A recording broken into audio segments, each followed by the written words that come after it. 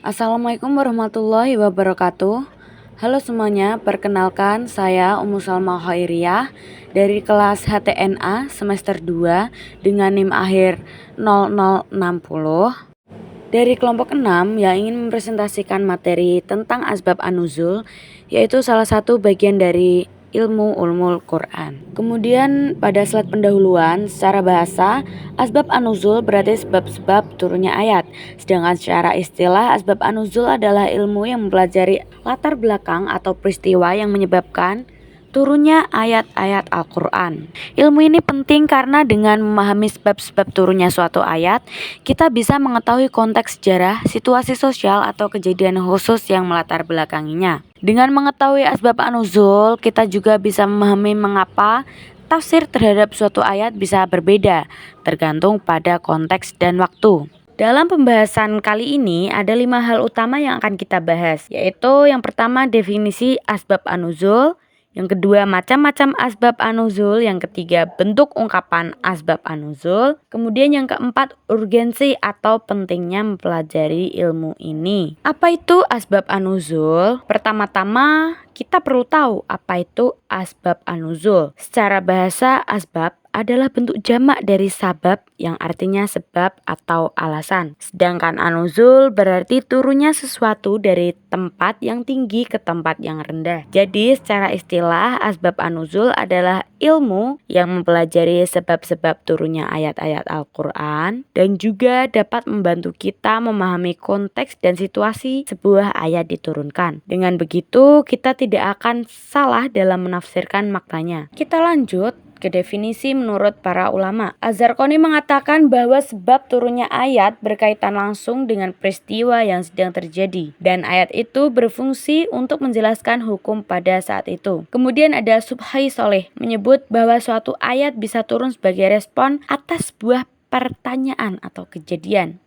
Sementara itu, Mana Al-Qattan menjelaskan bahwa peristiwa itu bisa berupa pertanyaan kepada Nabi atau kejadian nyata yang memicu turunnya wahyu. Ada beberapa kejadian yang menjadi latar belakang turunnya ayat-ayat Al-Quran. Misalnya, konflik antar suku Aus dan Khazraj yang mencerminkan konflik sosial. Kesalahan sahabat seperti ketika mereka mabuk saat melaksanakan sholat dan bahkan pertanyaan-pertanyaan dari sahabat sendiri pada Rasulullah tentang hukum, sejarah, atau kehidupan. Tiap kejadian ini menjadi pelajaran dan Al-Quran hadir sebagai jawaban atau petunjuk atas persoalan yang muncul. Kemudian lanjut ke pembahasan yang tadi, macam-macam asbab an-nuzul. Yang pertama, ta'adud al-asbab wa an-nazil wahid. Artinya satu ayat diturunkan karena beberapa sebab. Contohnya adalah Quran surat Al-Baqarah ayat 238. Ada banyak riwayat tentang sebab turunnya ayat ini, seperti Nabi dan para sahabat yang melaksanakan sholat dalam cuaca sangat panas. Kemudian ada banyak sahabat yang meninggalkan sholat berjamaah karena kesibukan atau tidur siang. Ada juga yang berbicara ketika sedang sholat. Dari sini kita tahu bahwa satu ayat bisa merespons beberapa peristiwa sekaligus. Yang kedua ada ta'adud an-nazil wa al-asbab wahid, yang artinya satu sebab bisa menyebabkan turunnya beberapa ayat. Contohnya bisa kita lihat dalam Quran surat Ad-Dukhan ayat 10, 15, dan 16. Ketika kaum Quraisy menolak dakwah Nabi, beliau berdoa agar mereka ditimpa kelaparan dan turunlah ayat 10. Setelah itu, kelaparan terjadi, mereka minta pertolongan dan turunlah ayat 15. Kemudian saat mereka kembali sesat, Allah menurunkan ayat peringatan berikutnya, yaitu ayat 16. Lanjut ke bentuk-bentuk ungkapan asbabun nuzul atau sebab turunnya ayat. Dalam periwayatannya ada dua cara perawi menyampaikan sebab turunnya ayat. Yang pertama dengan ungkapan yang jelas, misalnya kalimat ayat ini turun karena, atau menggunakan kata sambung fa